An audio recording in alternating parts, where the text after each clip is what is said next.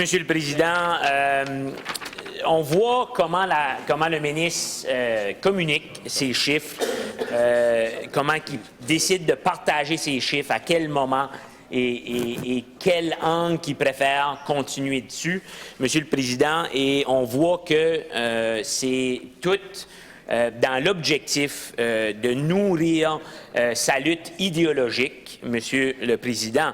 On a vu dans les chiffres, en fait, le membre dit, le député de l'opposition officielle dit qu'il y a eu une hausse, mais il y a eu une baisse des crimes majeurs au Nouveau-Brunswick. Il y a eu une hausse des crimes directement reliés à des enjeux sociaux. Et, Monsieur le Président, le ministre continue son agenda de lutte contre la drogue à l'américaine qui nous a démontré étude après étude que ça n'a pas fonctionné du tout.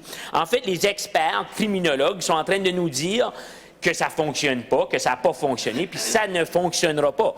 Il faut investir en santé mentale, il faut investir dans le traitement des addictions, puis ça va avoir des résultats qui vont rendre nos communautés beaucoup plus sécuritaires.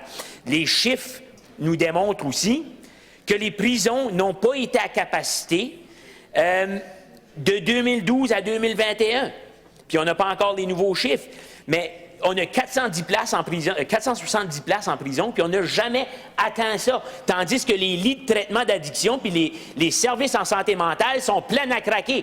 Le ministre décide où il veut mettre son argent, on le sait exactement où ça doit y aller.